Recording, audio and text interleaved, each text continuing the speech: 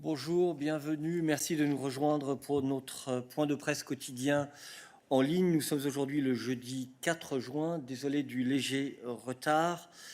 Nous avons quelques annonces à vous faire aujourd'hui. First, this afternoon, President von der Leyen will take part in the Global Vaccine Summit organized by Gavi, the Vaccine Alliance, and hosted by the United Kingdom. The replenishment of Gavi is important to strengthen the health systems and immunization capacities of the world's most vulnerable countries. It is therefore key in reaching the objectives of the coronavirus global response. The global action aiming to provide universal access to coronavirus tests, treatments, and vaccines. At the Coronavirus Global Response Pledging event on 4 May, more than 1.5 billion euros was pledged for Gavi, including 488 million for deploying, once available, a vaccine against coronavirus. This afternoon, President von der Leyen will announce that the Commission pledges 300 million euros to Gavi for the period 2021-2025. This will help immunize 300 million children around the world and finance vaccine stockpiles to shield against outbreaks of infectious diseases. We have just published a press release with more details. More information on the coronavirus global response is available on the dedicated website, and stay tuned for the next global pledging event, which will take place, as President von der Leyen announced, on 27 June. I now call Johannes for an announcement in the field of medical research.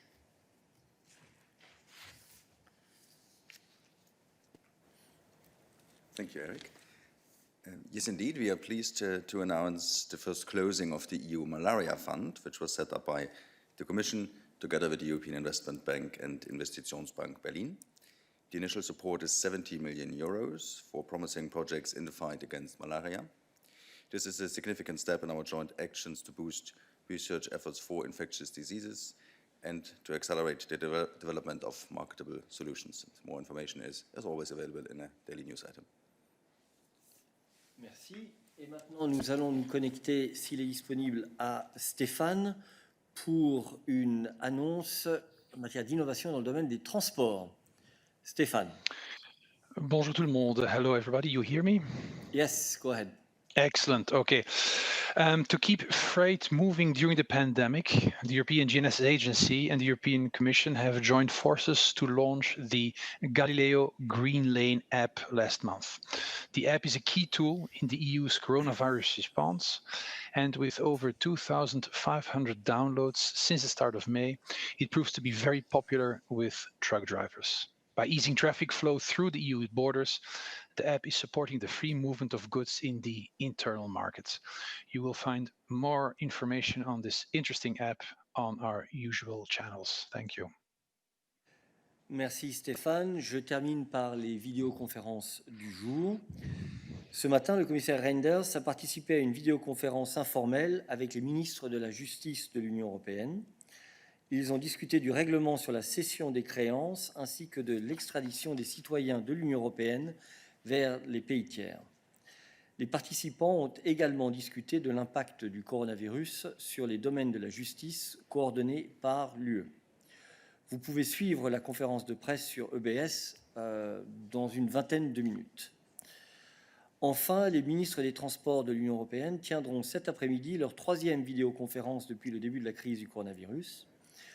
La commissaire Vălean et les ministres discuteront de l'impact économique de la crise sur le domaine des transports ainsi que du plan de relance de l'Union européenne. Une conférence de presse avec Madame Vălean est prévue à 18h. Voilà, ceci nous amène à la fin de nos annonces. Nous allons pouvoir passer à vos questions et je commence avec Véronica, ORF. Véronica. Press the speak button.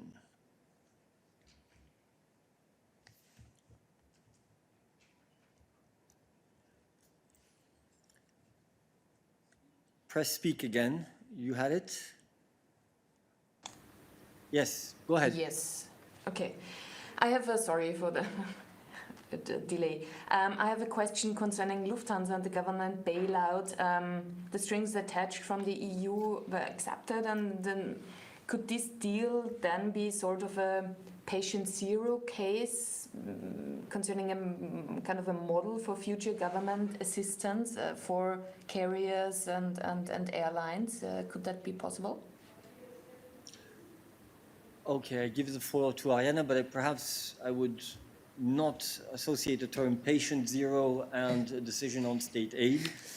Those are two completely different fields, Veronica. But Arianna. Hi, Veronica. Thank you, Eric.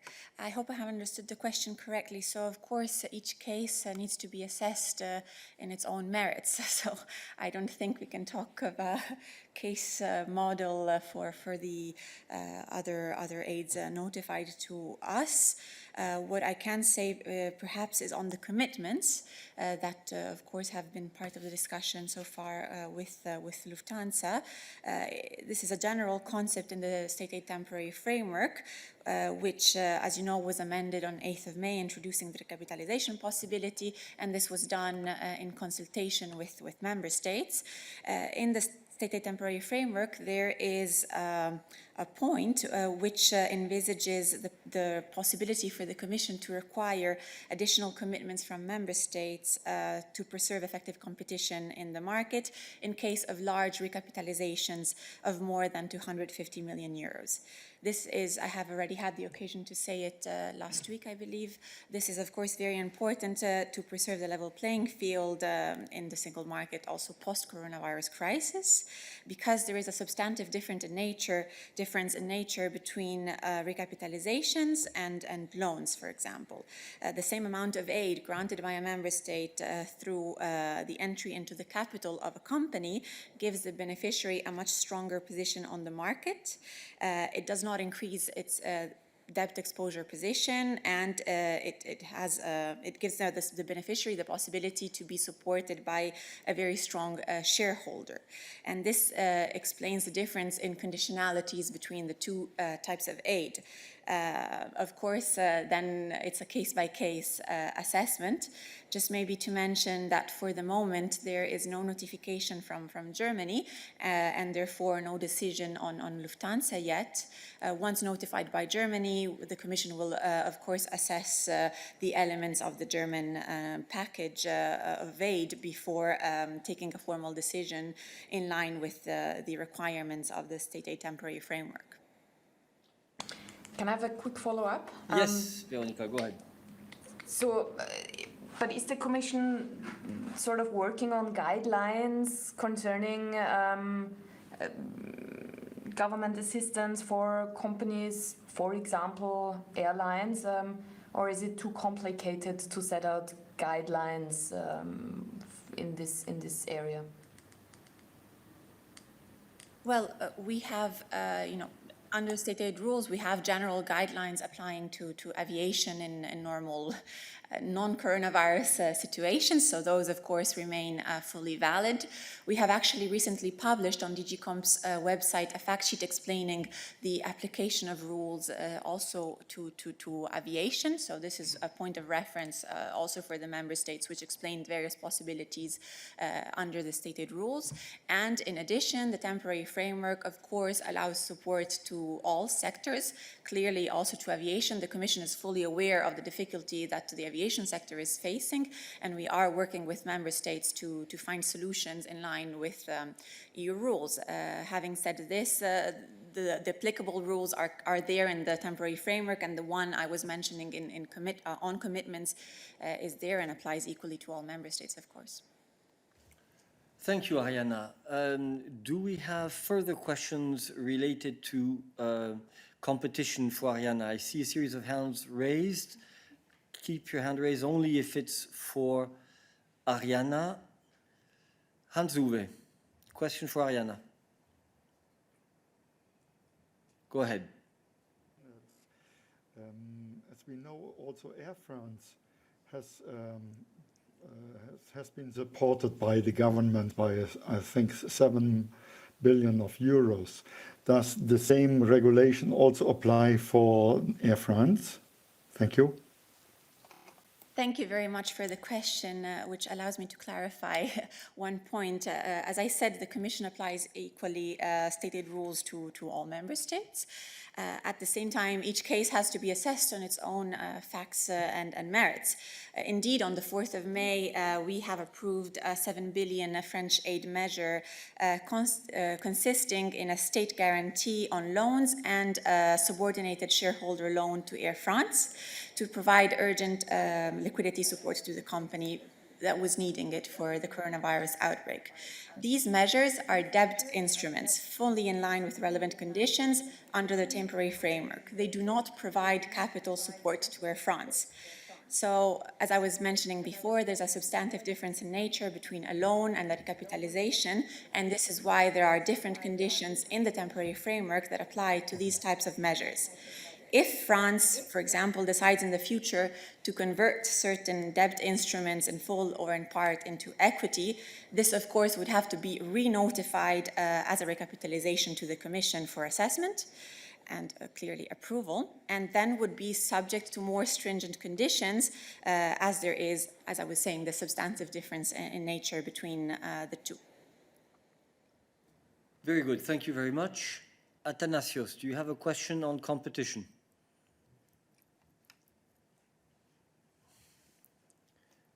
Go ahead.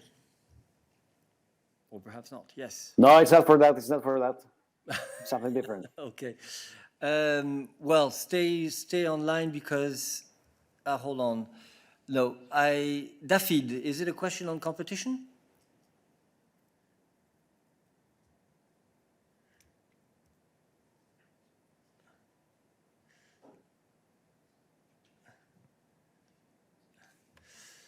No? Okay, Athanasios, we move back to you. We change subject. Thank you, Ariana.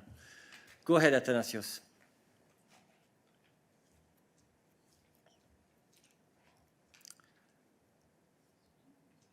Press speak again.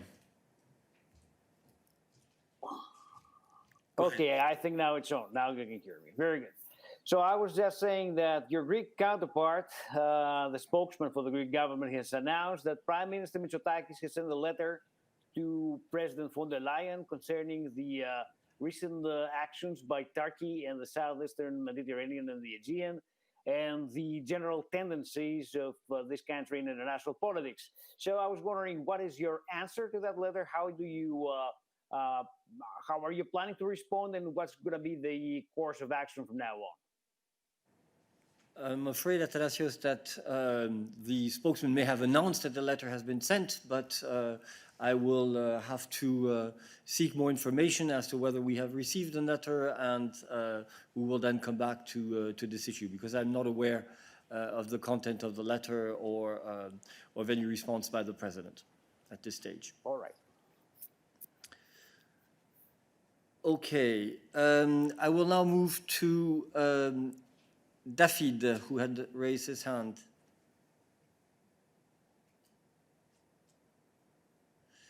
Press speak.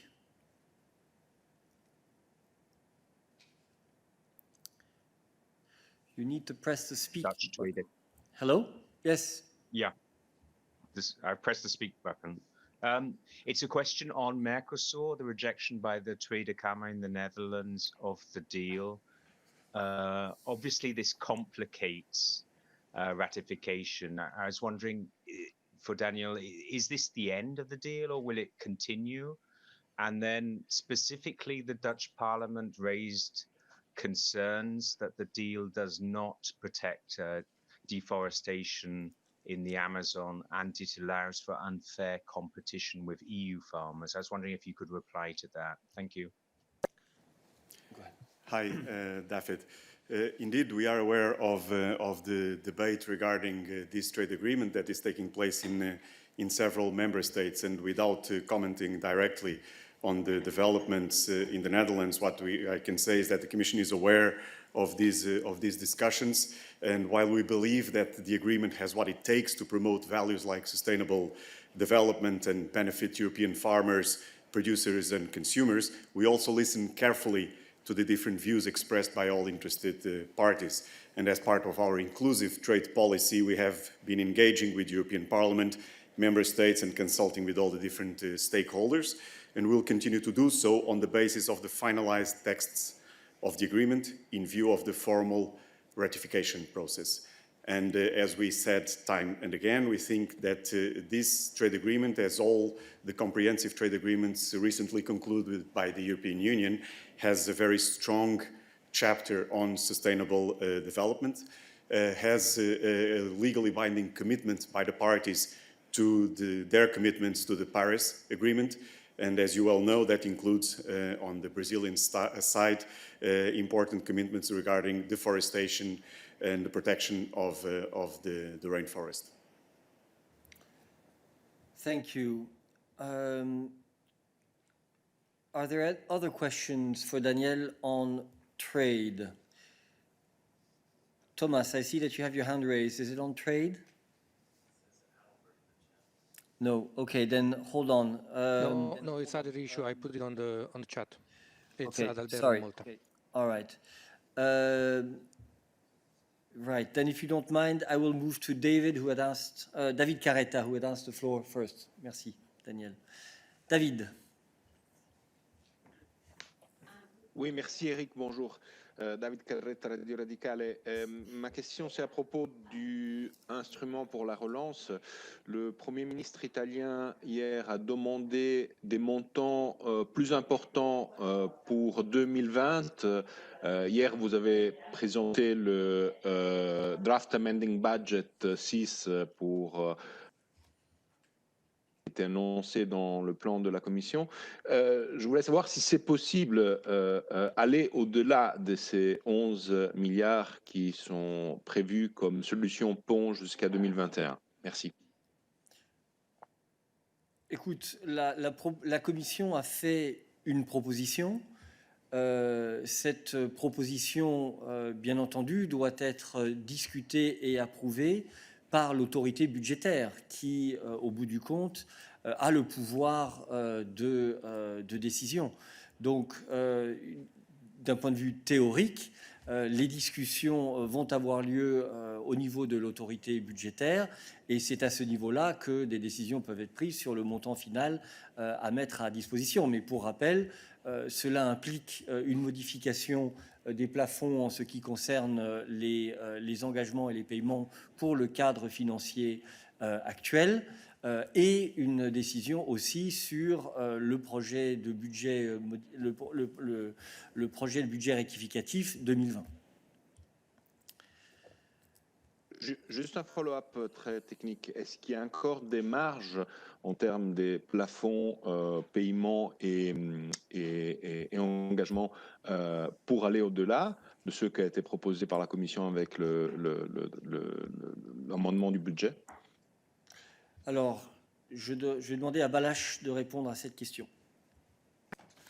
Oui, ce qui est assez technique d'ailleurs. Donc, sur la base de la proposition d'hier, je peux confirmer que ça va pas toucher le plafond en termes de paiement pour 2020. Ça va tout simplement représenter un changement pour le plafond qui existe en termes d'engagement pour 2020. Donc ça veut dire, David? Donc si je comprends bien, ça veut dire que notre proposition en elle-même demande déjà une modification du plafond en ce qui concerne les engagements. Donc toute augmentation par rapport à cette proposition, forcément, aurait aussi un impact de ce point de vue-là. Voilà. Je ne vois pas d'autres mains levées sur les questions budgétaires et donc nous revenons à Thomas qui a une question sur Malte. Oui, merci. Je voulais juste savoir s'il y a des nouveautés concernant vos efforts pour régler le problème des migrants qui sont bloqués devant l'île de Malte. Vous avez vu qu'aujourd'hui, la commissaire aux droits de l'homme du Conseil de l'Europe est intervenue dans le débat en demandant des actions urgentes. Merci. Adalbert. Merci. Est-ce que vous m'entendez? Oui. Oui, vas-y. Parfait. Oui, merci beaucoup. Je n'ai pas à ce stade de nouvelles par rapport aux informations que j'ai pu aussi t'envoyer à toi, Thomas, hier. Nous continuons à avoir des contacts avec des États membres pour faciliter la recherche d'une solution qui est évidemment dont nous avons besoin de manière urgente. Et je ne peux que renouveler notre appel à la solidarité des États membres et à une approche dans l'esprit de responsabilité collective pour trouver des solutions pour la situation difficile en Méditerranée. Merci. Y a-t-il d'autres questions pour Adalbert? Je vois Christian.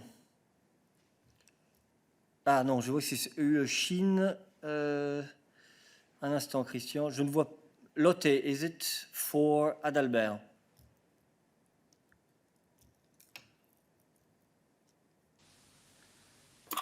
Is it on borders or other issues related to Adalbert?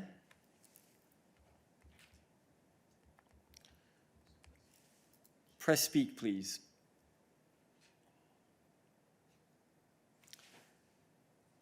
Okay, it doesn't seem to be working, so we come back to Christian. Je vois que ta question, Christian, est sur le report du sommet UE-Chine. Oui, en fait, si j'ai bien compris, ce report est dû à des difficultés de préparation. Normalement, ce sommet devait être le point d'orgue avec la conclusion d'un accord sur les investissements. Je pense que c'est vous qui négociez ce point-là et on me dit qu'effectivement, à cause de la pandémie, les discussions n'ont pas beaucoup plus avancé. Alors, est-ce que vous pouvez me faire un point de la situation sur effectivement ce projet d'accord sur les investissements, là où ça coince et quelles sont les chances que ça permette d'aboutir et que ce sommet puisse avoir lieu, simplement être reporté pendant la présidence allemande? Et éventuellement, comme je vois Virginie sur mon petit écran qui se préparait à venir, oui, une question effectivement qui est stratégie géopolitique. Où est-ce qu'on se place au niveau de l'Union européenne? On annule le sommet du G7, on annule le sommet avec la Chine. Est-ce que c'est lié à des questions géopolitiques et des difficultés pour l'Europe de se positionner face à la guerre des deux géants? Merci. Juste une petite précision, ça n'est pas l'Union européenne qui a annulé quoi que ce soit en ce qui concerne le G7 et le sommet dont tu parles, je pense, c'est celui de Leipzig. Ils sont reportés tous les deux, oui. C'est celui de Leipzig qui est organisé par la présidence allemande. Mais sur l'accord d'investissement, c'est plutôt une question pour Daniel, si Daniel nous écoute. Christian, il faut rester attentif, chers amis. Merci. On a une question de Christian sur l'état d'avancement de nos négociations en ce qui concerne l'accord, l'accord sur la protection des investissements avec la Chine. Chers collègues, attention, je vais interdire la présence de téléphones portables en salle de presse si nous ne sommes pas disciplinés.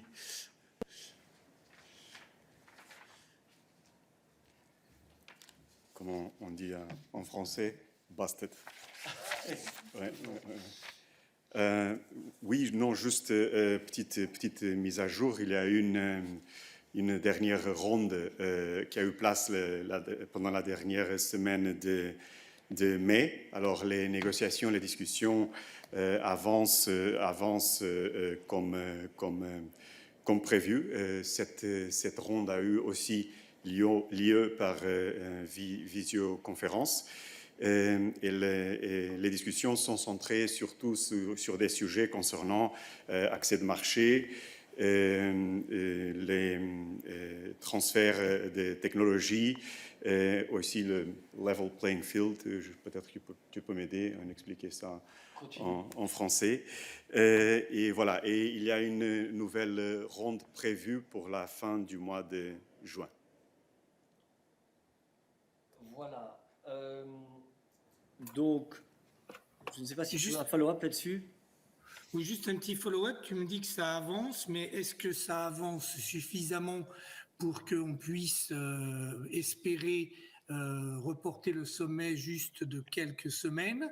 Ou est-ce qu'il y a vraiment des grosses difficultés qui feraient que ça bloque et qu'il faille différer le sommet et la prise de décision. Tu sais bien que quand il s'agit des négociations en général, mais surtout dans le cadre de la politique commerciale, pour nous, la substance arrive toujours devant le timing. Alors, on prendra le temps qu'il sera nécessaire pour avoir un bon accord. Mais nous ne sommes pas là encore. Sûrement, il y a besoin pour poursuivre les négociations. Il y a une nouvelle ronde prévue pour la fin juin. Et tu sais aussi très bien que pour des questions de principe, nous évitons toujours de nous mettre des limites temporelles artificielles pour conclure une négociation parce que, encore une fois, c'est la substance, c'est le besoin d'avoir un bon accord qui guide nos actions sur ce sujet. Merci Daniel. Je vais maintenant appeler Virginie pour répondre à ta question sur le report des dates de différentes réunions internationales.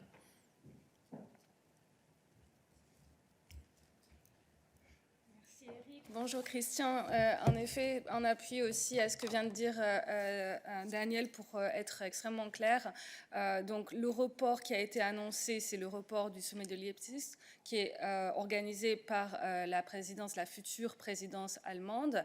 Et je crois savoir que de manière extrêmement claire et de manière publique, les autorités allemandes ont indiqué que la seule raison de ce report était la pandémie de coronavirus.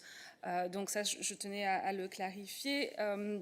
Je voulais aussi rappeler qu'il était prévu d'avoir une séquence et que nous travaillons encore avec nos partenaires, avec les autorités chinoises, pour aussi également convenir d'une date d'un sommet bilatéral. Donc un sommet en format présidente de la Commission, président du Conseil européen et HRVP avec la contrepartie, les autorités chinoises. Donc nous sommes encore en train de travailler sur la date de ce sommet bilatéral, mais les préparations continuent également de ce point de vue-là pour aboutir à des résultats substantiels. Merci Virginie. Je ne vois pas d'autres mains levées. Jonathan non plus. Ah, Matteo Milietta.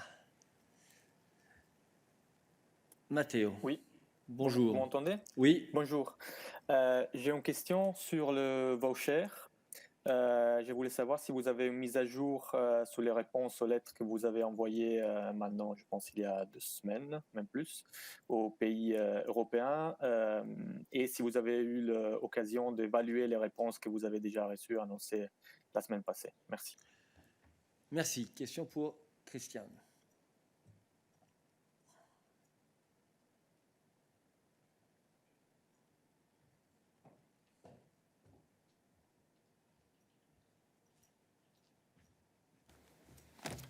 Bonjour. Alors, nous avons reçu à ce stade 17 réponses des États membres. Et il y a aussi d'autres réponses qui sont en préparation.